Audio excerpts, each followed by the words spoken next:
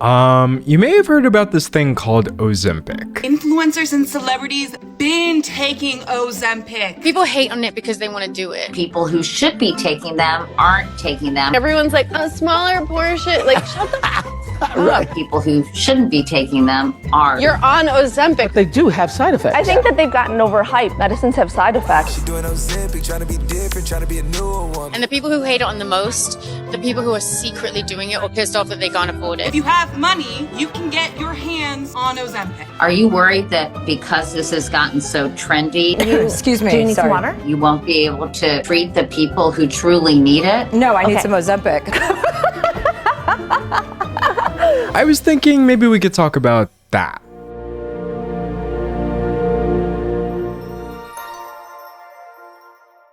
Hi, I'm D'Angelo, and at this point introducing myself would be like introducing the air. We already know I'm all over the place, but I still give you life. Anyway, I'm glad you're here because today we have ourselves a moral dilemma. Rich people have finally figured out how to purchase being skinny. Yes, it's every bit as dystopian as it sounds, and no, it's kind of not great for anybody. Ozempic is a weight loss medication, and to call it popular would be the understatement of the century. The only thing more prevalent than the Ozempic prescriptions at this point is the number of people who seem to have strong opinions about the drugs and everybody who's using them. As you can tell from the intro, there's a whole lot of discourse about who should be using this medication. And if you ask 10 different people, you're probably going to get 10 different answers. But one thing is clear, there are a lot of people who should not be using Ozempic, and many of them seem to be hanging out in Hollywood, California. It's gotten to the point where even other celebrities and the companies selling these drugs have called out certain people for using them earlier this month. Some people have been using medicine, never meant for them. But with Oprah releasing a viral TV special just a couple weeks ago where she defends her Ozempic usage, the discourse has only intensified, and at this point, it's boiling over. So what's really going on here? Well, it turns out the answer is a little bit of everything, I guess. So I figured we could do a deep dive into how Ozempic is being used by celebrities, how that affects the way everyone else uses it, and what this says about some pretty deep-rooted societal issues like fat phobia, classism, and unattainable body standards. All of which probably explain why people get so touchy about this. I've got a ton of pop culture examples, opinions from experts, and even just my own personal experience as somebody who used to be overweight. So as you can see, we have a lot to get into. So first, let's take a quick look at today's sponsor. Today's video is sponsored by Grammarly. Some people seem to think YouTube is easy or something. Like, I just wake up every day and I'm naturally funny, well-researched, and attractive without even trying. And you know what? Those people are right. But sometimes the research takes a bit of writing, and that's why I use Grammarly, the AI writing partner that helps you write better, faster. With a ton of features just a click away, I find it super helpful. Grammarly helps you ideate, so you can quickly get past the idea stage by kicking things off with some AI assistance. Grammarly helps you reply by summarizing incoming emails and helping you draft your responses. The less time it takes to clear out your inbox, the better. Grammarly helps you revise. No more guessing when it comes to tone and clarity. Now, you can easily make sure your work is compelling and easy to understand. Grammarly doesn't allow third parties to use your writing for AI training, so you're completely in control of your privacy. To explore all the ways that Grammarly can help you improve your writing from start to finish, you can download Grammarly for free today at grammarly.com/Wallace02. Again, you can try all these great features for free. That's grammarly.com/Wallace02. Now let's get into the video. You know what? I'm about to say it. The F word. Sorry, YouTube. The word fat is not a slur. It's a neutral descriptor that should imply nothing about a person's attractiveness or character, but unfortunately, we live in a society. We could talk until the cows come home about what fat should or should not mean, but it doesn't change the fact that the word still does get weaponized constantly, especially by people who are thinner. So personally, I will not be using that word to describe anyone, not because it's a bad word, but just it causes different feelings in different people based on their experience with it. But let's make one thing clear. If I'm talking about myself, I used to be fat. I have experience with obesity, major weight loss, and existing in a bigger body. Nowadays, it's a thin body, and while I may have changed outwardly, it's important for you to know that deep down, my ego is just as big as it's ever been. If anything, it might be even worse now because it's like concentrated. But anyway, when I talk about weight loss, obesity, and bigger people in this video, I don't see any of this as being other. As far as I'm concerned, we're all in this together. So in part one, I want to look at what Ozempic is and how it took both Hollywood and the internet by storm. At this point, this isn't my first weird internet trend rodeo, but of all the weird things I've seen go viral, literal medication is definitely a first. So what is it about Ozempic specifically that's causing all this obsession? Well, as it turns out, there's a lot of reasons, and it goes a lot deeper than just being the latest celebrity fixation. Have you noticed that recently a lot of people in Hollywood have gotten skinnier, seemingly out of nowhere. You might not have even noticed this trend because at first the cases seemed somewhat disconnected, but as more and more stunning celebrity transformation narratives started being spun back to back, people couldn't help but notice a couple common threads. These cases all seem to coincide with the rise in popularity of the drug Ozempic. Also, before we get into it, I just want to make it clear that I'm not here to promote or recommend any medication or health advice whatsoever. Like, yes, I'm literally God's gift to the world, but no, I don't have a medical degree. It's not like I took the Hippocratical Oath or whatever. So just enjoy this video for what it is, entertainment, and an opportunity to stare into my eyes for the next hour. Anyway, to get started, I thought it would be helpful to nail down what Ozempic actually is. We all know it's weight loss medication, but the specifics behind it are a little more convoluted because technically, Ozempic is actually not a weight loss medication. Except for when it is. So like, here's how it works. Ozempic is a name brand for a drug called semaglutide. This drug is manufactured by the company Novo Nordisk, and it's used to treat type 2 diabetes. When it was discovered that it also had the side effect of pretty major weight loss, doctors began prescribing it off-label for obesity. Off-label means even though the FDA approved it for one thing, it still works for the other thing, and so it's also being used for that. But then, Novo Nordisk started marketing semaglutide, the very same drug as Ozempic, under the separate brand name of Wegovy. And Wegovy, they were able to get approved by the FDA for the treatment of obesity. But it doesn't end there. In addition to semaglutide, there's a similar medication called tirzepatide. They work in slightly different ways, but they have mostly the same effect. So besides Novo Nordisk, there is another company called Eli Lilly, and they're the prime manufacturers of tirzepatide. Just like semaglutide, tirzepatide is effective for 2 major diseases at once. So Eli Lilly sells that drug as both Mounjaro for type 2 diabetes and Zepbound for obesity. But also, much like Ozempic, Mounjaro is frequently prescribed off-label for obesity as well. Got all that? So here's a recap. Ozempic is Novo Nordisk's diabetes medication whose generic name is semaglutide, which they also sell as Wegovy, a weight loss medication, even though both get prescribed for weight loss. Similarly, Mounjaro and Zepbound are the name brand of Eli Lilly's tirzepatide, which they sell for diabetes and obesity respectively as well, even though both get prescribed for weight loss. So basically, when someone says Ozempic, they may be referring to any one of 4 different medications, which are actually just 2 medications that both do the same 2 things that are made by 2 different companies, which market the 4 brand names in the same 2 ways. Which I think is probably why people just say Ozempic. Oh, and also Novo Nordisk sells semaglutide as pills instead of injections, and they call that one Rybelsus. Does that all make sense? Like, you got all that? So anyway, now that nobody is confused by that anymore, I think it could also be helpful to take a look at how Ozempic, aka semaglutide, works. I'm gonna give you baby's first explanation of GLP-1 receptor agonist medication. Not because I think you're stupid, but because I feel like a baby, and this was the first explanation that I actually understood. So basically, your body naturally produces a hormone called GLP-1. GLP-1 regulates your brain's hunger signals as well as your body's insulin levels and therefore your blood sugar. Some people's GLP-1 levels are not as balanced as others. So now their blood sugar and or hunger signals are too high, which can lead to type 2 diabetes and or obesity. That's where semaglutide comes in. It mimics GLP-1, which balances your levels back out. What is Ozempic? It's mimicking hormones that are a hormone that's released into your intestine when you eat food. So the resulting lower blood sugar is how type 2 diabetes is treated. It also slows down the process of food moving through your body, making you feel fuller longer. So both the slow digestion and the regulated hunger signals serve to reduce your appetite, which in turn leads to weight loss over time. And that's how the obesity is treated. The Ozempic doesn't burn any calories. It's about controlling your hunger. And there you have my declassified, highly simplified, glucagon-like peptide 1 receptor guide. Now, GLP-1 receptor agonist medication isn't exactly new. We've been using Ozempic, by the way, for 5 years. But recently, the medication has surged in popularity more than ever. I'm talking crazy popular. Ozempic Wegovy drug prescriptions hit 9 million, surged 300% in under 3 years. It's at the point where these drugs are accelerating the expansion of the economy of Denmark, Novo Nordisk's home country. Other companies are feeling the effects too. Walmart said the drugs are causing people to buy less food. Weight Watchers is experiencing their worst financial times ever. We'll actually get into the Weight Watchers thing more later, but as you can see, this is all kind of a big deal. And on the one hand, I feel like the Ozempic boom just kind of makes sense. Like the World Health Organization tells us that there is a global obesity epidemic, or globesity, which is a term that the WHO has been trying to make happen since 2001 apparently. I understand the vision, but also no. But also kudos for saying that. for spilling. Anyways, it stands to reason that a new effective medicine that treats one of the biggest medical issues facing literally all of humanity would catch on pretty quickly. But the strangest thing about Ozempic was that it wasn't just rising in usage, it started rising in status. And if you're wondering who is backwards enough to turn a medication injection pin into some sort of messed up status symbol, look no further than Hollywood. It's at the point where you can't even have a discussion about these medications without famous people coming up in the process. If you want to learn more about the exact specifics of how Ozempic works, there's this great Vox video that dives into the science behind it. But even on this video, which is just a straightforward explanation, there are comments like this. Vox, I'm disappointed that the abuse of this drug by Hollywood and influencers for a quick fix to weight loss wasn't emphasized as much as it should be. So you know what? We're here, we've got time. Let's emphasize it. All right, so here's the thing. I'm not gonna sit here and point to specific celebrities and say, yep, that guy, Ozempic poster child. Because at the end of the day, unless you're literally this person's primary care physician or med spa drug dealer, you literally have no way of knowing if they're using this medication or not. But at the same time,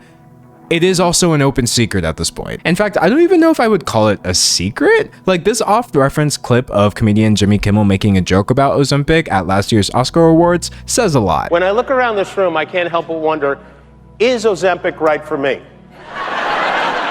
The polite yet strained laughter is pretty clear. Celebrities are obsessed with semaglutide right now. Elon Musk tweeted about using Ozempic/Wegovy. Comedian Chelsea Handler opened up about it, and I'm only mentioning people right now who have admitted it. What do we think of this Ozempic takeover in Hollywood? Well, listen, it's a miracle for anyone who's ever struggled with their weight. And here's the thing.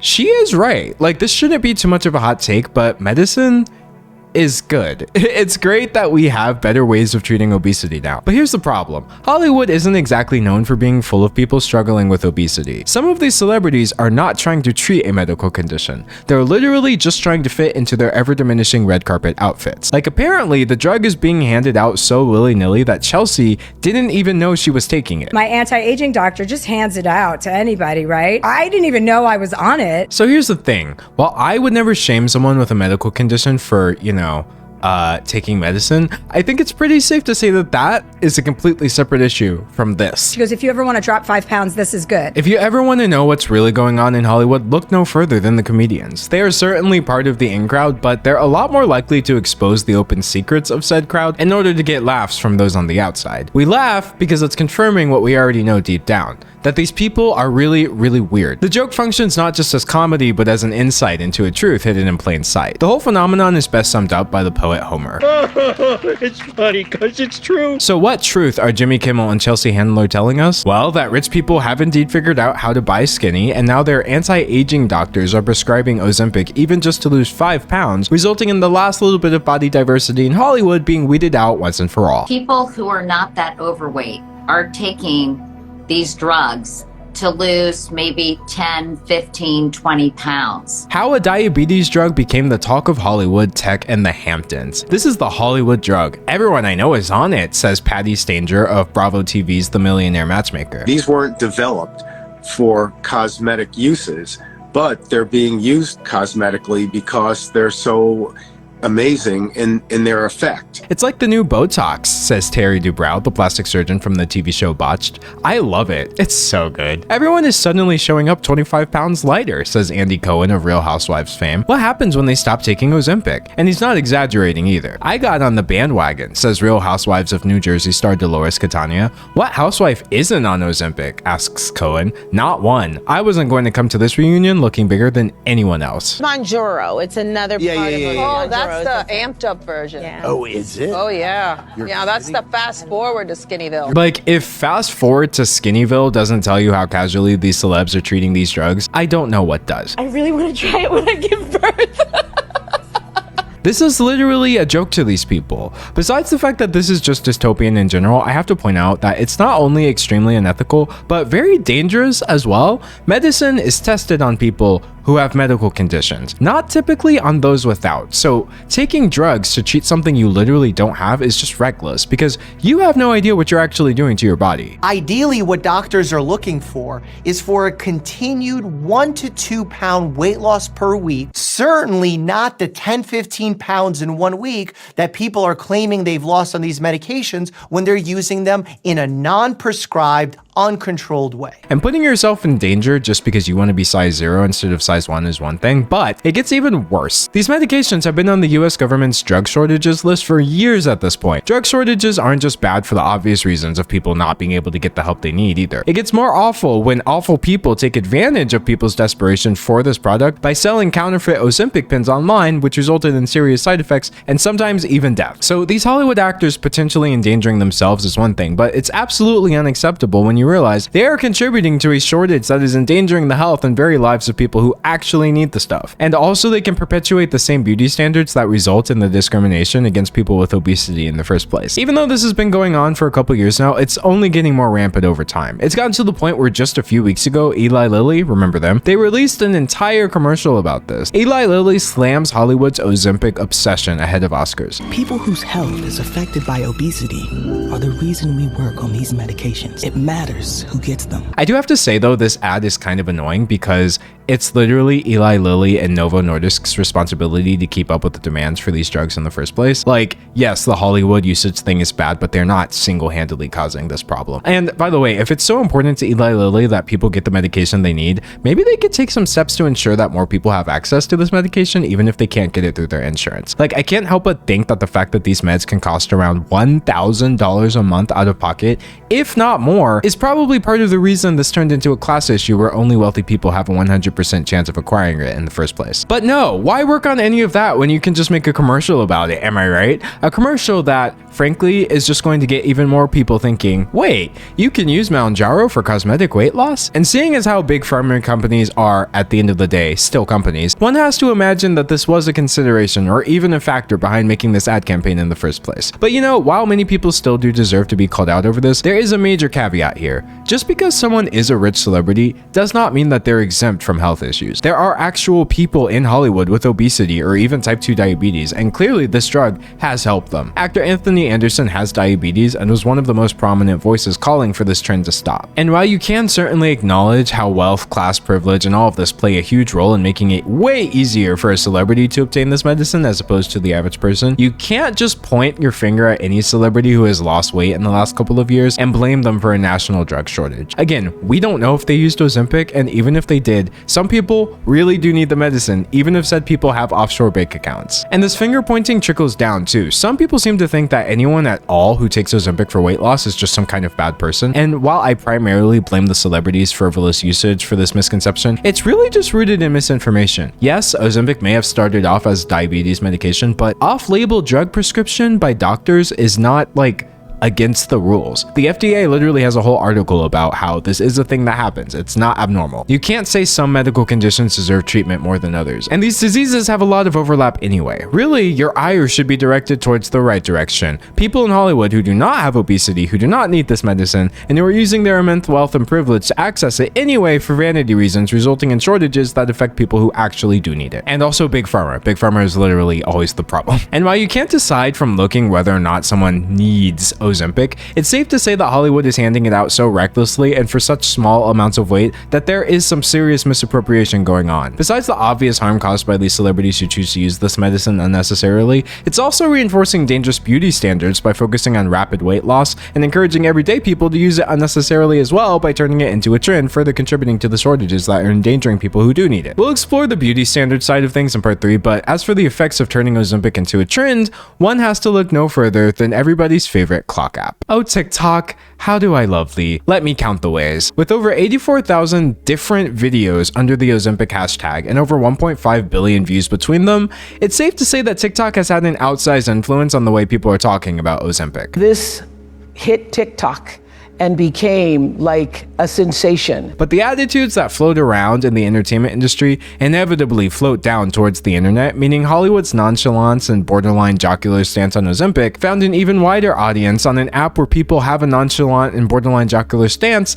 on pretty much everything. People started doing the Ozempic hand challenge. This one has about 10 million views, where basically people show the before and after results of the weight loss on their hands. This of course turned into a joke where people started posting other people's hands as their after picture. People often talk about Ozempic face, even though medically speaking, it's literally not a thing. It's just a misnomer for something that a lot of people experience with or without weight loss medication. But anyways, this of course turns into Ozempic face makeup with a cool 2.8 million views. As you can imagine, Ozempic often results in its users eating smaller portion sizes. And of course, this turns into a joke as well. 2.4 million views, because of course it does. And if it turns into a joke seems to be a common theme here, then you're understanding exactly how TikTok works. Not even the Ozempic theme song is safe at this point. Ozempic, it shows you were fat not that long ago. And then things like this get 20 million views and people kind of internalize not just the humor, but the attitudes behind it. Like the lyrics to this parody song are somewhat mild, but I think they reveal some pretty key themes. Ozempic, we know you didn't do that alone. Ozempic, it shows you were fat not that long ago. Like, I get the joke, but it also just kind of makes me wonder, should people have to do it alone? And what does doing it alone even really mean? And I don't want to make it sound like mockery is the only thing happening on the platform. Beyond people making fun of everything from users of the medication to their faces to their symptoms, you can find people who are actually sharing helpful information about Ozempic and its counterparts. There's actually a whole side of TikTok just dedicated to people on these medications discussing their experiences. But the thing is, with the majority of the discourse being anywhere from completely unserious to outright misinformation, it starts to do a number on the people consuming this content. I want to be an Ozempic girly so bad. What I gotta say to the doctor to get this? I want Ozempic face. These are all comments with a ton of likes. Obviously, a joke is a joke at the end of the day, but it's all just a bit jarring to see this ticket to Skinnyville sentiment repeated ad nauseum here, just like it is in Hollywood. And guess what? The misplaced anger is alive and well too. One person was just sharing their experience with side effects, specifically vomiting, and someone says, "Good. Hope it happens to more Ozempic girlies like you. Y'all deserve it." First of all, using the term Ozempic girly in what is undoubtedly a hate comment is just unhinged. But secondly, no. I said it once and I'll say it again. There is nothing wrong with taking this medication if you need it, and you cannot tell if someone needs it just by guessing. Nobody who's actually trying out meds for health reasons deserves negative side effects, but we'll get into more of this idea of people deserving or not deserving things in part 3. Another thing that TikTok is very prone to is leaning into unsafe trends that endanger its users, who are typically too young to identify the behavior as being harmful in the first place. And in this case, that's exactly how we wind up with the Ozempic challenge. Make this drink and you're going to lose 40 pounds less than 2 months. The idea of losing 40 pounds in 2 months when the CDC recommends that most people should aim for about 1 to 2 pounds a week is horrifying. And telling people that this completely unrealistic goal will definitely happen if you just make this one weird drink is super irresponsible. We are officially on day 5 of lose 40 pounds in 2 months diet. But don't worry, this guy in particular only has a combined 8 million views across his Ozempic videos. What the hell? Mi gente, this here is working. And that's just this guy. And unfortunately, things like this taking off is just par for the course on this platform. But of course, it gets worse than that. Now, for the love of God, I hope that there is nobody who is just drinking this and not eating anything. Because I did see quite a few comments in the video that I was tagged in that said you should try a water diet. A water diet, also known as literally not eating. I hate it here. Please don't do, please. I have no other words except for don't. And in typical TikTok fashion, all of the videos I've just referenced are still publicly available on the platform with no sort of warning attached whatsoever. But don't worry, because they did start taking down content, except the content in question was from the people I mentioned earlier, who were literally just talking about their experiences with the drug so they could help other people. I think there's several people that would like this answered, and no matter what I say, it's getting taken down. So let me get this straight. Targeting harmless small creators is more important to TikTok's trust and safety than addressing viral trends that are potentially encouraging children to literally starve themselves. You know what? I think this section's good.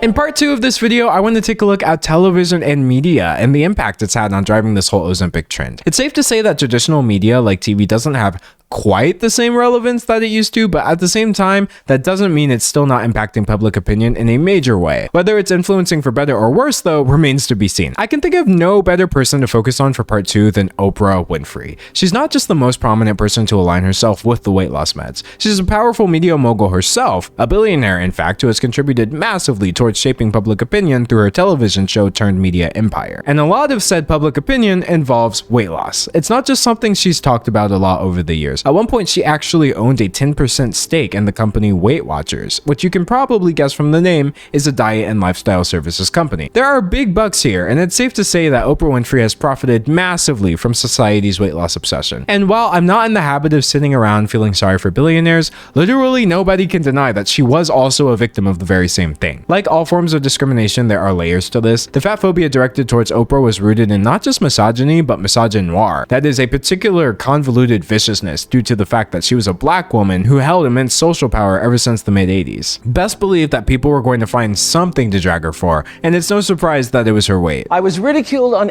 every late night talk show for 25 years and tabloid covers for 25 years. Here are just a few of the thousands of headlines written about me. It's extremely nasty stuff. But now Ozempic has risen in popularity, and she announces that she's hosting an entire TV special where she talks about her experience with the medication, as well as featuring other people's stories. And if anything, it almost seems like she's the perfect person for the job, right?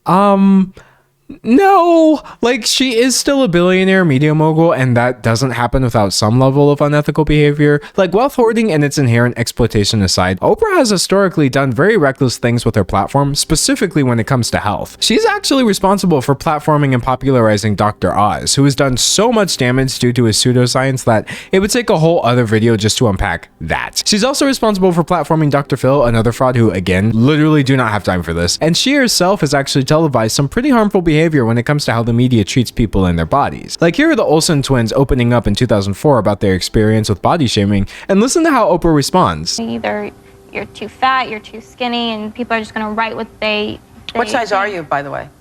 Like, bruh, you are part of this problem. And these are just the ways in which she's problematic, specifically in regards to weight and health. Start looking outside of that and the list truly goes on. Like I said, billionaire, not great. So while I would not by any metrics say that Oprah Winfrey is the perfect host for an Ozempic TV special, she's certainly not the worst. I would describe her as part of the problem, not the cause of it. And she does still have a right to speak out about her experience as a victim of fat phobia, even if it doesn't quite sit right with others due to her being a perpetuator of this same issue. But internalized bigotry is a hell of a drug, so honestly, we'll take what we can get. So I watched the special, and I would describe my feelings on it as mixed, which as you can see is just par for the course when it comes to Oprah in general. She's definitely had some good moments on there, what with her briefly covering the side effects and inviting doctors, actual sane doctors this time, on the show to talk a little bit about how Ozempic works, even though it was all pretty surface level. But the show was definitely not without its faults. A lot of the way Oprah talks about weight loss is very us versus them, which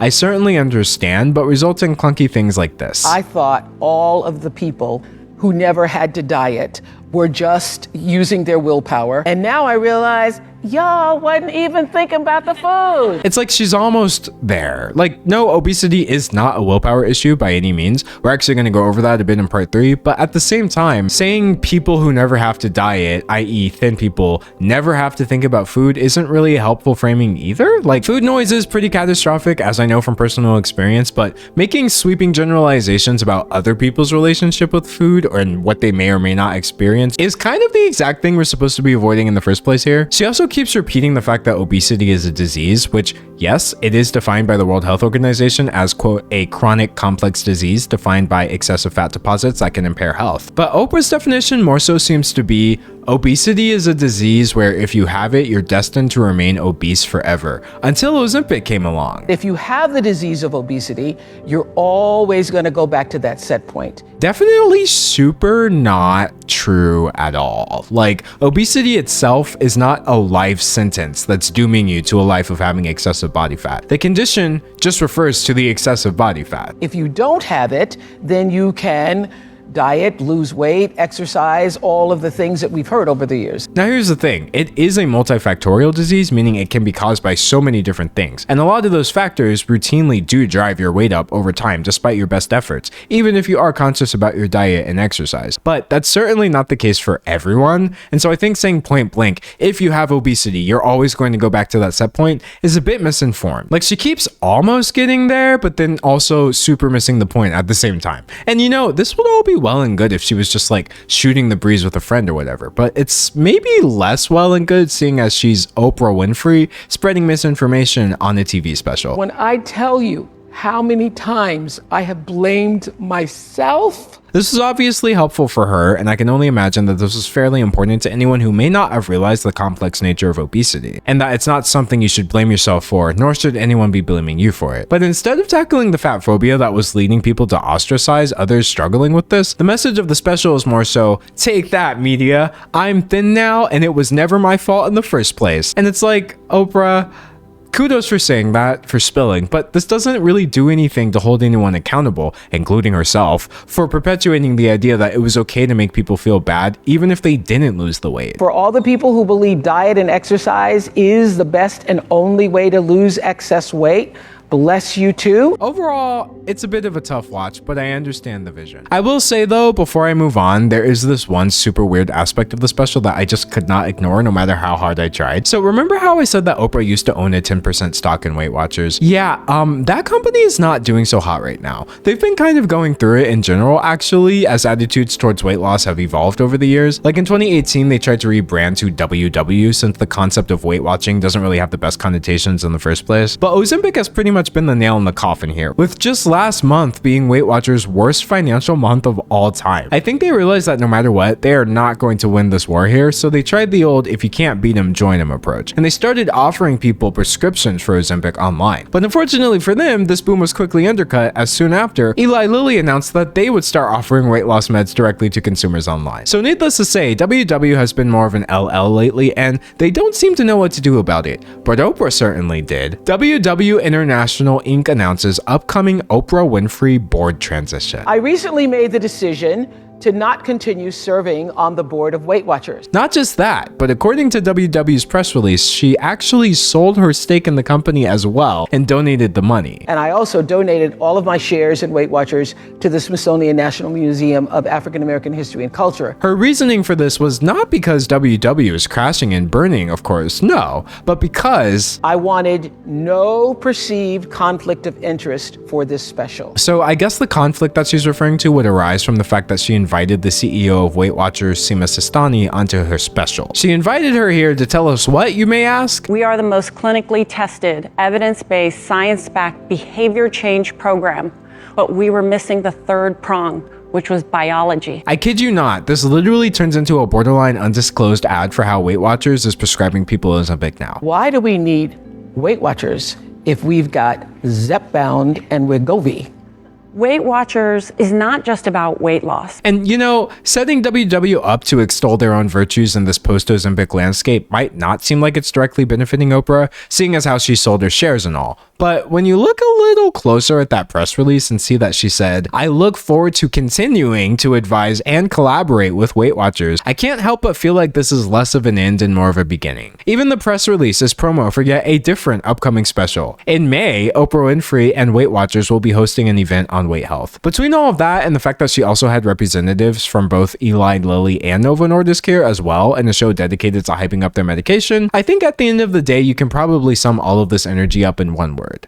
Billionaire. Based off of some of the valid criticisms that Oprah brought up in her special, I think we should take a look at how the media has historically talked about celebrities' weight and how that's contributed to this mess we're in right now. While she was a very prominent example of this issue, it's even sadder to say that she wasn't the only person who experienced it. Before more socially conscious attitudes started to creep into mainstream media, it was just seen as par for the course to pick apart every aspect of a celebrity's body. It's why Oprah asked the Olsen twins what size they were on national television. This was obviously much worse for women, but it was pretty universal across the board, like snapping paparazzi photos of action stars and saying, look, their bodies are different now. It's like an age-old Hollywood special at this point. And clearly those socially conscious attitudes are not creeping quickly enough because this is still happening. I remember just a couple years ago, Jason Momoa was in the news cycle for not looking like Aquaman 24/7, which is literally absurd. I'm actually going to talk more about Jason Momoa in part 3, but the point is, people are obsessed with Hollywood's bodies. Now here's the thing. Part of this is cyclical. Hollywood is obsessed with specific body types, which in turn fuels everyone's fixation on bodies in general, and then this spills out and affects people in Hollywood even outside of their job in moments when they are not working hard to look unattainable. This in turn completely skews everyone's idea of what normal looks like in the first place, and it's just like a big catch-22 where everyone's a victim. But I think it goes even deeper than that though. Like yes, body standards explain some of this, but I think the heart of the issue is just that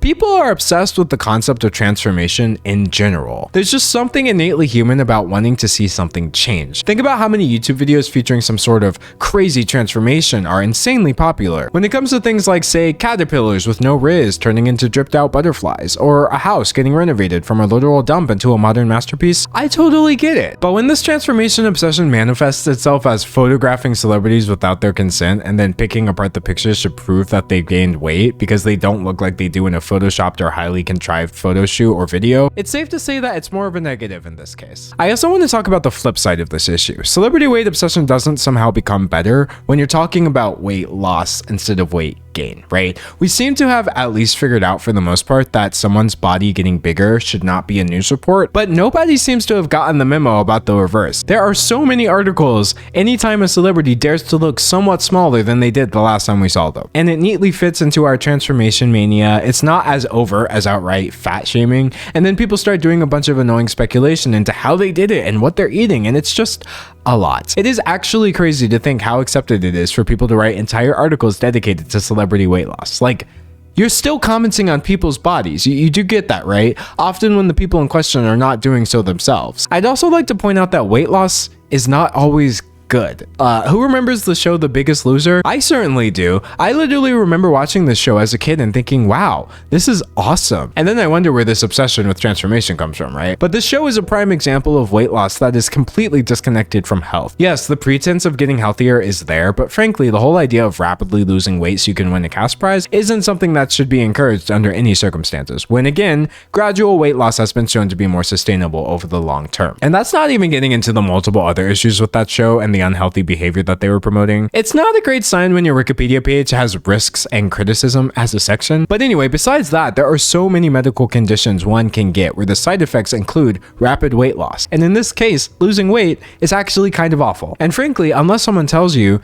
you have no idea of knowing how they lost that weight in the first place, nor is it any of your business. You can't know if someone is healthier just because they are now smaller. You're not really celebrating their health, you're just glorifying their image because it happened to change to fit into your standard. But we'll get more into that when we start talking about the fat phobia of it all. And you know, I personally think there is a fairly straightforward answer for how the media should be commenting on people's bodies going forward. Basically, they shouldn't. That's it. That's the solution. Notice how I haven't actually made any comments about anyone's body in this entire video, thin, bigger, or otherwise. It's not hard to do, even in a context where I am constantly talking about weight loss and weight loss medication. A concept that I really strove for, and not just this video, but my personal life as well, is body neutrality. WebMD defines it simply as the act of taking a neutral stance towards your body, both emotionally and physically. That means not supporting the hatred towards your body's limitations, or investing the time and energy to love it either. Literally, your body is just your body. Like, it's not this holy temple that should be worshipped, and it's also not something to be despised. It is genuinely just there, and it is doing its absolute best to persist, and honestly,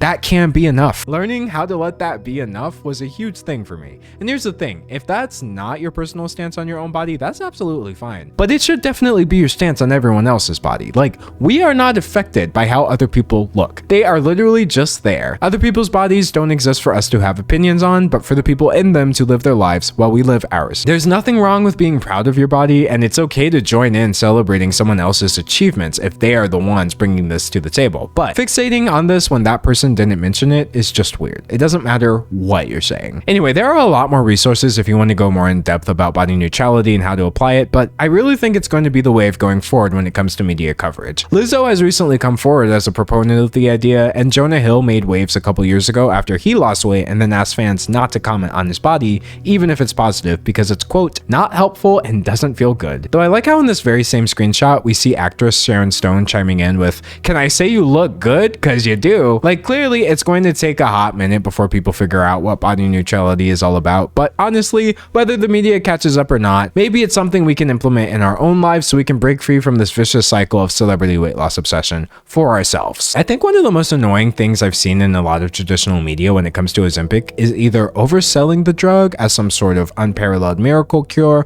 or fear-mongering to the point of absurdity. Or sometimes even both. It's usually both. And with the overselling, I'm not exaggerating with the miracle thing. Are these drugs a miracle moment? I would be very hesitant to say that anything with obesity is a miracle. Semaglutide is obviously a huge advancement, and it's clearly working better for a lot of people than previous attempts at treating obesity. But at the same time, not every medication is right for everyone, and so I think positing this as some sort of wonder drug is not only misleading, but potentially disheartening for people as well. We are still learning what is the best way to give patients these medications, follow them on it.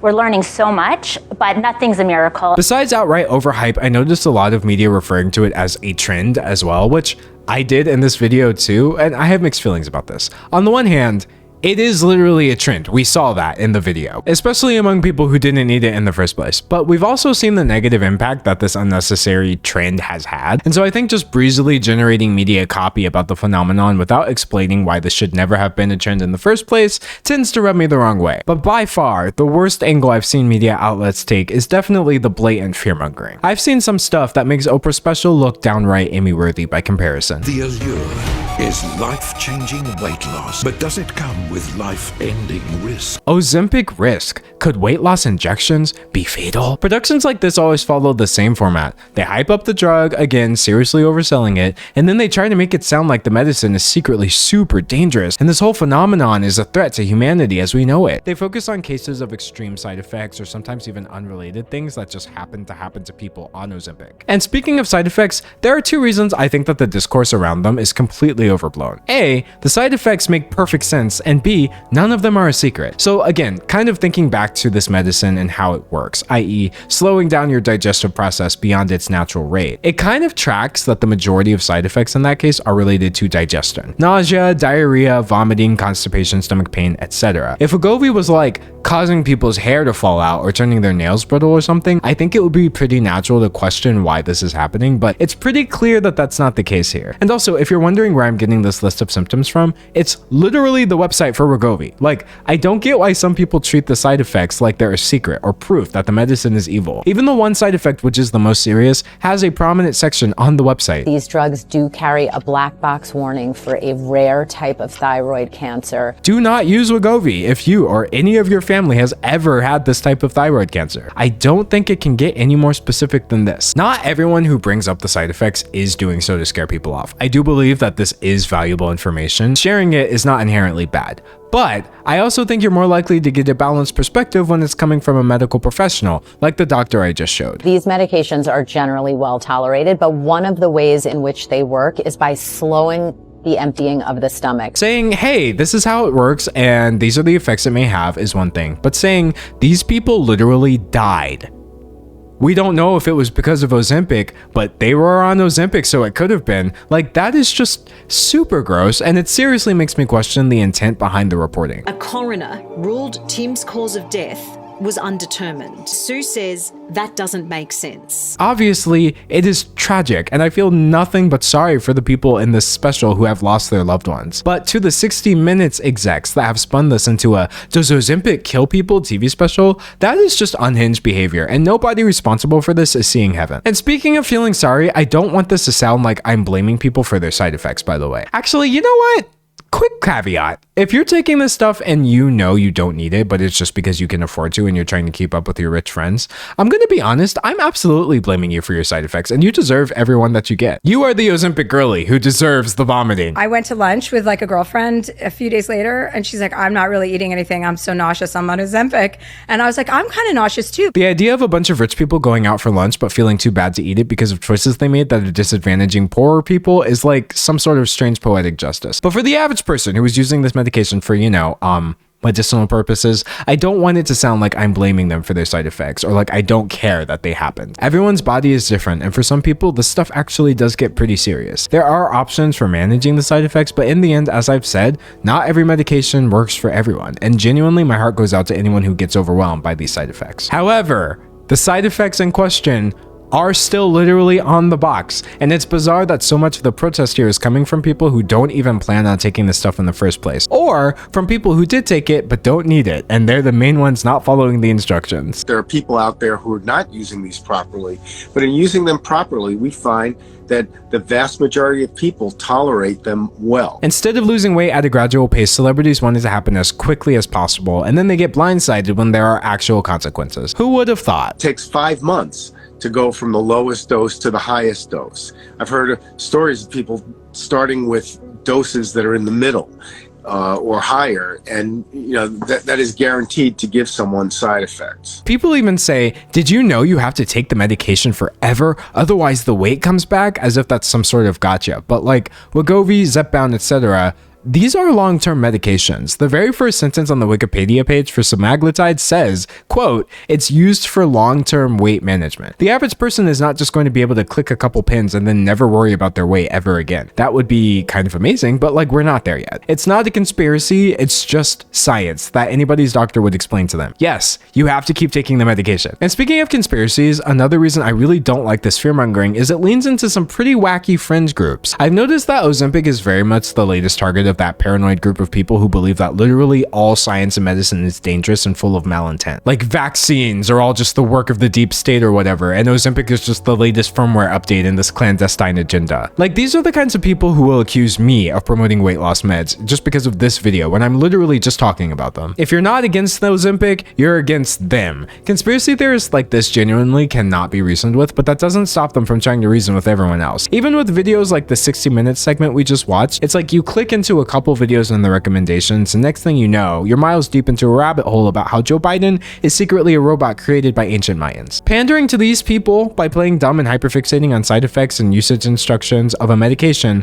that is, again, not a secret, is just really an irresponsible way of approaching your coverage. At the end of the day, if you have questions about this medication, talk to your doctor, not to a dramatic TV special or a conspiracy theorist YouTube comment section. Spoiler alert, medicine has side effects. A sentence I never thought would be shocking to anyone ever.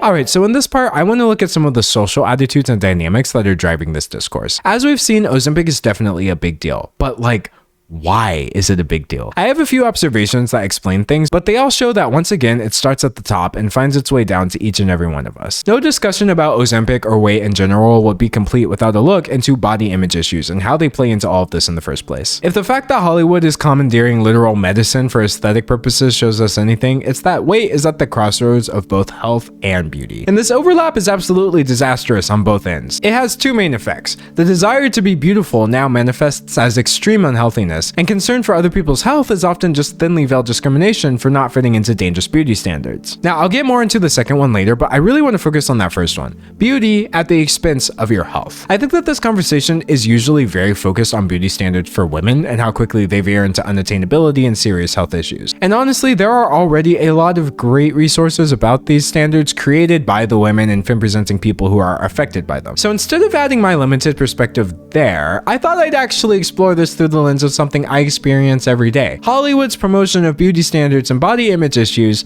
for men. With toxic masculinity's comical emphasis on logic and downplaying your emotions, men don't generally sit around unpacking male beauty standards and how it feels to pursue them or exist outside of them, at least not in my experience. But that doesn't make the effects any less drastic. Hollywood dictates what men should look like, and these ideal bodies go in and out of fashion just like they do for women. We may not typically identify with terms like slim, thick, or curvy, but we do have Captain America and The Rock, and any dude could tell you that those are two different things. But what neither Cap nor Mr. Dwayne Johnson would explain is that it's highly unlikely that the average person would ever wind up looking like either of them. Part of the reason that it took the comedians to expose the Ozempic crazed behavior is that Hollywood actors in general work really hard to downplay the difference between us versus them. Watching the Avengers is no fun if you're just sitting there thinking the whole time about how any one of the actors you see on screen could just Thanos snap your rent or student loans or anything away without even blinking. But they won't. Yes, we want our stars to be in a different stratosphere from us, but at the same time, we don't really want them to admit it. At least not anymore. You know what? There was actually a time where stars were supposed to be completely out of touch. From Paris Hilton and Nicole Richie's entire reality show where they struggled to get through single shifts of everyday jobs, to idiosyncratic artists like David Bowie, who were known for being larger than life, we weren't exactly supposed to be anything like these people. And therefore, these people weren't so quick to hide the differences. Take the father of male beauty standards, Arnold Schwarzenegger. He never actually hid the fact that his physique was attained not just through hard work, but through the usage of steroids as well. Even guys who went the normal dude to super ripped approach for a movie were more open about it too. Charlie Sheen has talked about using steroids and the results are pretty obvious. But over time, things started to change. Seemingly coinciding with the rise of the internet and our collective shared experience, there was a rise in relatability as well. Stars started being less and less open with the things that made them seem different from us. When Tom Hardy was asked if steroids played a role in his physique as Bane, he said, "No, I took Smarties. What do you think?" This is a funny answer, but its indirectness says a lot about how expectations started to change. By 2012, we knew the truth, but we didn't really want to hear it. Now fast forward to today, and I'd say this relatability has reached critical mass. Look, the guy who plays Superman builds PCs and plays tabletop games just like us. Yes, if he wanted to, Henry Cavill could literally purchase all of your internal organs individually, but he's also just like a normal dude. And so now, instead of the outright admissions of a Schwarzenegger or a Sheen, or even the half confirmations of a Hardy, when it comes to steroid usage, men in Hollywood give us absolutely nothing. Nothing at all. Sure, there's lots of talk about personal trainers and live-in cooks, and there's a reluctant acknowledgement that this is still, at the end of the day, unattainable, but from the way this is discussed nowadays, you'd think the word steroids was some kind of curse. It's a huge lie of omission, unless of course we were to assume that nobody is using steroids and it's just something that they used to do, right up until it stopped fitting the image that we're expecting from them. Yes, thanks to Marvel movies, the ideal male physique is literally rooted in comic book illustrations now instead of real people, but nowadays personal trainers are just so good, we don't even need steroids. And I mean, I guess that could be the case, but I think it makes more sense that there's a bit of an open secret situation going on here. Their job isn't acting anymore, it's going to the gym twice a day and taking steroids, really. Have we got an award for most ripped junkie? Remember what we said about comedians.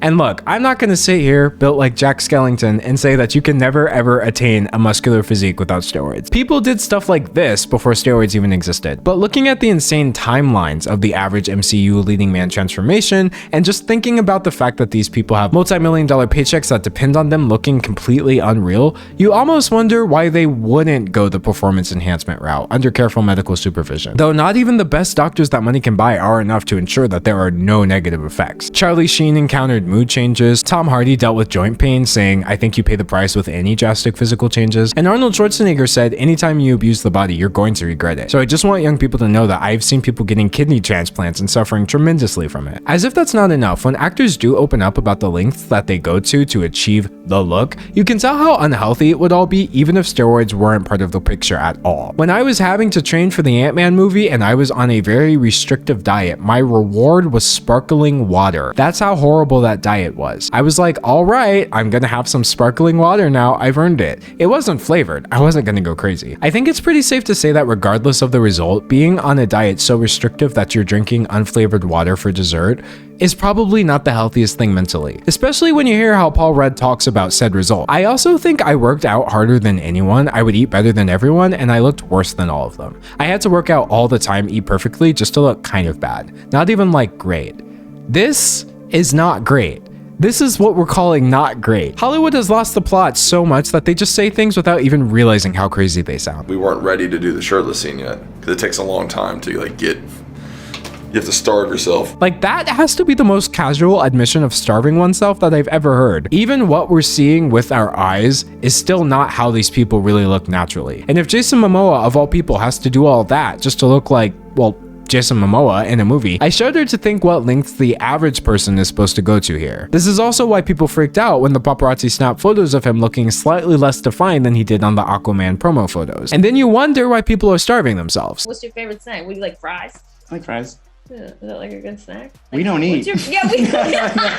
Like, it seems like a joke, but also you have to starve yourself. And so thinking about the many ways in which these body standards are unhealthy for us, ways that are both confirmed like unhealthy eating habits and unconfirmed like obvious steroid usage, it makes it pretty obvious that this is not something that should be aspired to as an ideal. But the average person is simply not thinking about these things that deeply. Instead, it's just, wow, I'm so small. How do I get bigger? I want to look like Captain America. But instead of looking like Captain America, you wind up with body dysmorphia and an eating disorder with a name that you don't even know because people talk about ED so rarely when it comes to men.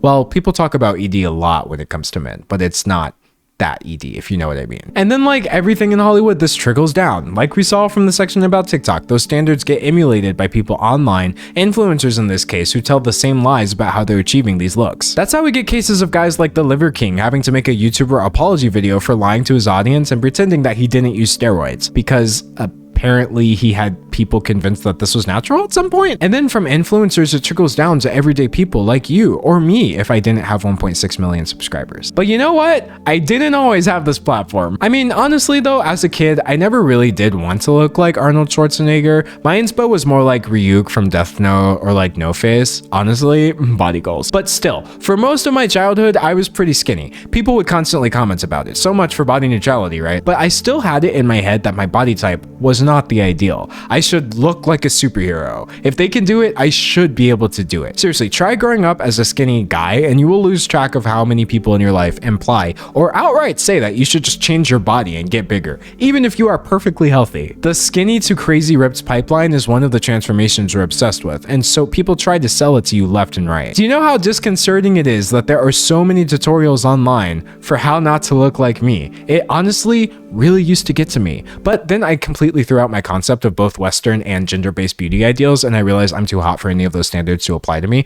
but that took a lot of work. Anyway, I used this whole body image conversation to show what kind of behavior from Hollywood is behind this Ozempic situation. Muscle can be healthy, being thin can be healthy, but these do not equal healthy. And in Hollywood, they are beauty standards first and foremost. Celebrities are setting these standards by any means necessary, while still making it seem like these are health goals to be aspired to. And so this results in people feeling bad about themselves and wanting to change, but unfortunately, it can manifest as trading one kind of unhealthiness for another. We've taken a perfectly good idea and just clouded it in 100 layers of things that are simply not real. And that is part of the reason this debate is so charged. So yes, we want to look like what we see, and when you think about it like that, Ozempic becoming a quote-unquote trend makes perfect sense. The more I worked on this video, the more I started to wonder, why is this literally the most controversial topic I've ever talked about? Like, out of all the things I've covered on my channel, why does this one in particular seem to inspire so many strong opinions and so many different people? We've looked at things like body image issues and celebrity weight obsession, but that wasn't enough for me. I felt like there had to be some sort of underlying force behind all of this. And there is, spoiler alert, it's fat phobia. So when it comes to any form of discrimination, the dictionary definition never goes quite as hard as the actual definition. See, fat phobia, according to Macmillan Dictionary, is an irrational fear of or aversion to or discrimination against obesity or people with obesity. And yes, I think we can agree on the separate parts of that. Like, fat phobia is irrational, it's discriminatory, that makes it wrong. But is the problem that fat phobia has with larger bodies just that they're not skinny? I mean, on one hand, technically, yes, that is literally the problem, but that is just the tip of the iceberg. If someone asked me to write a definition, I think I would tack on a few extra words there. It's discrimination, fear, and aversion due to preconceived notions about obesity. And once you start getting into some of these preconceptions, everything starts making a lot more sense, even though it's all still very stupid. Now, there are resources that go into more detail about this, but I would say the root of the insanity at the heart of all of this is the irrational belief that weight is a morality issue. Like, even if people think that they dislike obesity for health reasons, the health side of things is often rooted in or even overshadowed by the fact that they genuinely believe excess body fat makes you a bad person. People use terms like lazy or a bad influence, but they all just mean bad. You're bad and you should feel bad. It's a disease, not a character flaw. When it comes to any sort of irrational beliefs that drive bigotry, I find that it's never a good use of your time trying to figure out why people think this. Because truthfully, there is never a valid reason. So because of this, people's whole personalities becomes trying to bend logic and reality into a reason, into something that justifies their belief. So let's unpack some of those justifications because they come up pretty frequently. People with obesity are bad because they're normalizing obesity. This one is usually directed towards celebrities or media representation, etc. But here's the thing. Obesity is normal, right? Like, this is a fairly common issue to deal with. Shout out Globesity. And if someone is dealing with this, you know that they're like, still allowed to exist visibly, right? Like, it's an absurdly paranoid and overly emotional response to see someone with a certain body type and say, look, there it is again. They're trying to normalize it. Like, A, it's normal, and B, you seriously need to touch grass. This is also why people hyper-focus on celebrities when they lose weight, as I've gone over. It's like a sick relief that they're no longer existing as a bigger person in the public eye. If anything, the ultimate proof of the media's brain rot is the fact that you are getting shocked and startled by what are frankly very common body types. Of the last 10 or 20 people you saw, how many of them are actually like not on camera? And then when you start thinking about cameras and movie magic and how none of this is real in the first place, it all just starts sounding ultimately ridiculous, because it is. Anyway, here's another one. People with obesity are bad because they're, quote, straining the healthcare system. This might be one of my favorite go-tos from fat phobes because of how little sense it makes. First of all, if you're saying this and you're in America, bruh, what healthcare system? Like, where's this mystical healthcare system of which you speak? And secondly, you're just saying nothing. Obesity is a health issue. People generally care for their health via health care. So, like, it's funny how I never hear this getting brought up with any other medical condition other than obesity. Are you mad at people who break their arms because casts cost money? Do you think that people who need antibiotics should feel bad for using resources? Like, what is being taken away from you just because someone with obesity dared to exist and care about their health? People with obesity are bad because they chose to be obese, or as they really love to reword it because they get to pretend it sounds better, people with obesity don't have enough willpower to lose the weight, which literally means the same thing. So I think this gets brought up a lot in response to obesity as a medical issue, but it's really not the gotcha they think it is. It's okay that, say, deaf people need hearing aids because it's not their fault, but it's bad that some people need other forms of care because being fat is something you do to yourself. And the truth of the matter is this: if it was a willpower issue, literally nobody would be unhealthy. We would all just will ourselves to not have the issue. Like, hello? But the fact that this isn't the case is clearly indicative of a larger problem here. Say you have 100 children, one of them fails. Well, that might be the child. They didn't study. What if 70 of them fail? Would you say it's each and every one of them's fault? Or would you say it's more likely that it's the teacher's fault? And well, seeing as 2.5 million people are dealing with overweight or obesity according to the World Health Organization, I think it's safe to say that it's the teacher's fault here. The teacher, of course, being the multiple obvious factors in society that set people up for dealing with these issues. The problem is not willpower. The problem is not the people. The problem is the environment that they find themselves in, the food environment that they find themselves in. As the World Health Organization says, the obesogenic environment exacerbating the likelihood of obesity in individuals, populations, and in different settings is related to structural factors limiting the availability of healthy, sustainable food at locally affordable prices, lack of safe and easy physical mobility into the daily life of all people, and absence of adequate legal and regulatory environment. If you can diet and exercise yourself past all of that, all of those roadblocks to being healthy in this environment, then just be happy for yourself and mind your own business. But if someone can't, why would you blame them for a problem they did not create? Not everyone is the same. People like that get really hung up on this idea of equality. Like, if I did it, then so can everyone else. And equality is definitely a beautiful end goal, but these same people have no idea that it starts with equity, which is making sure that everyone has the resources they need to achieve equality in the first place. Spoiler alert, different people need different resources. Many people can lose weight with diet and physical activity alone. You know, I don't want you to think that I think that it's not possible to do.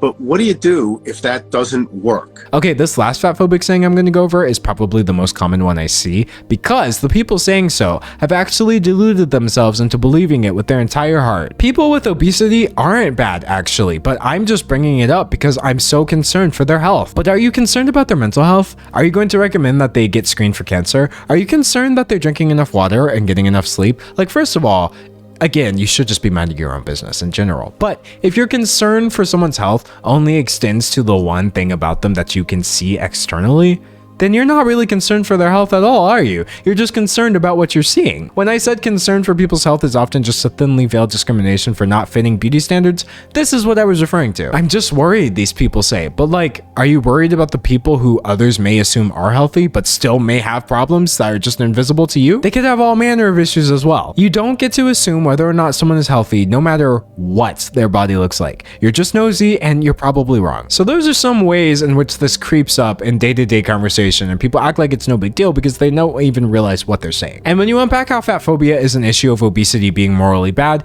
it immediately explains why people have such an aversion to weight loss medication. If obesity is a morality issue, then people quote, deserve punishment in the form of having to struggle through weight loss with no help, or, you know, on their own, no matter what their body actually needs. Or at least that's what some people genuinely believe. And if people deserve to suffer, then Ozempic must be cheating. Even Oprah talked about this. She has an online subscription service called Oprah Daily, where paying subscribers can access exclusive content on demand, and Oprah fans of sorts. And in a special she did there, she said the following. I felt I've got to do this on my own. I've got to do this on my own, because if I take the drug, that's the easy way out.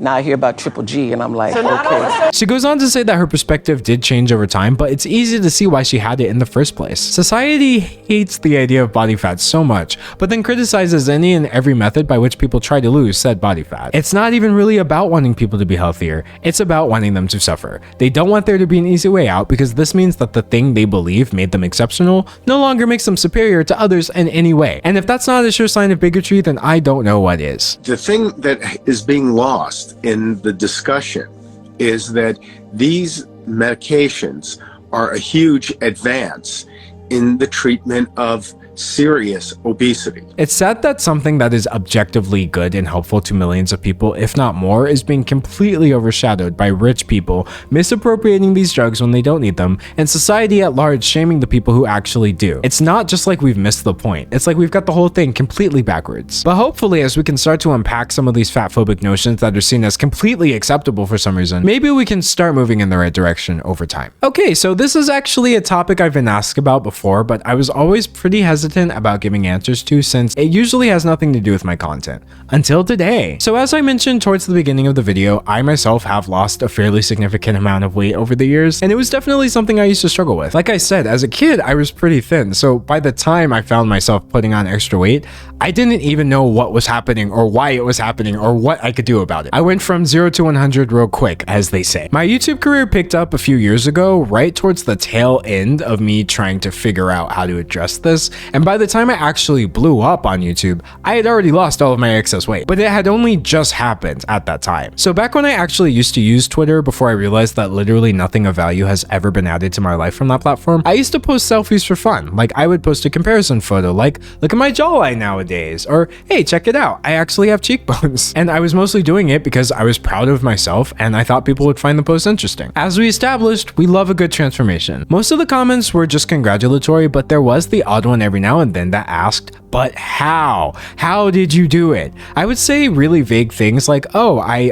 stopped drinking soda, or, you know, oh, I just deleted the Uber Eats app. But I realized that I was super uncomfortable with the idea of giving anybody else advice on what to do with their body, and that's because when I was in the same boat, more advice was actually the last thing I needed. I used to seek out explanations online from people who were thinner than me, hoping that if I just stumbled across the right combination of video tutorials and blog posts, I would eventually unlock the missing piece that would make me skinny again. But like, then one day it kind of hit me. The methods that other people use to lose weight don't matter to me at all, because I am not those other people. I may have wanted to look the same in the end, but we have different bodies. They could give me dietary advice, but we might experience hunger in a completely different way. They could give me exercise advice, but I guarantee we would have two different body types in terms of musculature. And then I realized this, we could both lose the exact same amount of weight and look completely different in the end. So instead of telling you what to do with your body when I am not a doctor and also not you, here's my ultimate weight loss advice for anybody who may have wondered about it. What I eat and how much exercise I do are not as useful to the average person as the changes I experienced in my mindset. When I really started thinking about myself and what I wanted out of weight loss differently, I started having a much easier time achieving my goals. I basically had to lose the weight of comparison and expectations in my brain first. And so here's how I did it. Step 1. I realized that I would have no idea what my ideal body actually looks like until I reached my healthiest point. And then whatever that is, that's me. My ideal body did not already exist on someone else. There are a lot of ideals that society idolizes 24/7, but those are not me. And I had to stop internalizing that idolization and holding it up as the end goal for myself. So a huge part of my motivation was just figuring out, what would I look like at my healthiest? I had to accept the end product before I was able to even begin. And that right off the bat allowed me to let go of so much frustration that came from, grr, I'm following this person's advice, but I don't look like them. Honestly, I was never going to. But that doesn't mean that there's not an absolute best version of me. And that version is not worth more or less than anybody else. Step 2, I had to stop othering my ideal self. In my head, there was a really sharp distinction between me at that time and the person I was trying to be. If you asked me, I probably wouldn't have realized it, but in retrospect, I genuinely believed that current D'Angelo and like skinny D'Angelo were two different people. Like there was this alternate, thinner version of me somewhere in the future who didn't struggle with any of this and was super active and ate intuitively and all that jazz. But like literally just shifting my mindset and saying, I am not skinnier D'Angelo, but healthier D'Angelo. And I am that person right now was huge. I am that person who will one day be healthier. That person is not a more palatable alternative to me. Really, I had to look at myself in the mirror and say, that person who I think is better than me is me. And a lot of things fell into place after that. Step 3, I had to relearn my own feelings. Okay, so this last one I think was by far the most important. I grew up in an environment where I was never actually asked if I was hungry. It was more like, here, 3 meals a day, seconds if it tasted good, and always finish your meal in its entirety. In my mind, that was what eating meant. 3 meals a day, more if you want it, don't waste your food. And because I never really stopped to ask if I was hungry, I say with absolutely no exaggeration or humor that for 20 years, I didn't really know what being hungry meant. Like, I thought I knew, but I didn't. I knew what I want food felt like, and I thought that that was hunger, but I realized they're actually not the same thing at all. And so my solution for this one wasn't a one and done thing. This is something I still have to do. Whenever I think I'm hungry, I stop and ask myself, how do you feel though? And by the way, if the answer is I feel hungry, and if you keep playing armchair psychologist, I'm about to fight, then the answer is I will just eat food. But over the years, I realized that 9 times out of 10, that's not generally the answer for me. The 3 top things I realized that my brain interprets as hunger are boredom, being around food, and here's the kicker. A couple hours ago when I was eating, I was happier than I feel right now, so I should probably just go back to doing that. That last one really put some things in perspective for me about how my brain works. But yeah, even just being somewhat conscious of like what I was eating and more importantly, why I was eating it and how that was going to make me feel before I did it went a long way. So my ultimate workout plan was actually working out why I was unhealthy in the first place. And for me, a lot of this unhealthiness was completely mental. The diet and exercise of it all was frankly something I never would have been able to stick to when I was dealing with all of that confusion. It's like trying to follow a tutorial without knowing what it's for. For you, it's your job to work out what works for you. Nobody can give you the secret, but that's actually a good thing. There is no secret. You can be healthy and you deserve to be healthy. So talk to your doctor and your therapist, and most importantly yourself, to figure out what insights can bring you closer to your goals. Skinny doesn't equal healthy, so be healthy. I can absolutely promise you, you will look great, but I can also tell you it doesn't matter because we out here trying to practice body neutrality. How much is mental versus how much is physical will differ for every person. Like maybe you'll need Ozempic, maybe you'll need more therapy, maybe it's just a mild attitude change, or maybe it's a huge realization. Maybe you need it all, or maybe you need none. Either way, you definitely have the power to find out. And when you find what works to make you the healthiest, whatever that answer is, anyone who has a problem with it can kick rocks. Respectfully, of course. Well, folks, there you have it, Ozempic discourse. While it has been fun to go through and look at this from all these different angles, I do want to reiterate something important here. At the end of the day, nobody's opinion on this drug actually matters when it comes to the people who really need it. Usually, I'm all for sitting here and saying, yeah, nuance is important. Be receptive to a wide range of perspectives, but in this case, we're talking about people's health. To Hollywood, this may be nothing but a trend, but to everyone else, it's a real issue affecting real people. There is never going to be a case where someone else's opinion is going to be more important than your own mental and physical health. Ozempic is a good step forward for people who need it. Medical advancements are great, and while it's somewhat sad that the excitement of said advancements has gotten somewhat bogged down by annoyingly persistent issues like greed, fat phobia, and classism, I believe that this is still a fairly substantial, if imperfect, step in the right direction. But that being said, today's video was also sponsored by Novo Nordisk. I'm kidding. Just kidding. Anyways, that's pretty much all I had to say. Sorry the video's over. I know you wanted to watch it till the end of time because this was like the most fun you've ever had in your life or whatever, but don't worry. I'll upload another one quite soon. Or never, honestly. Guess you just gotta subscribe and figure out which one's which. Okay, thanks, bye.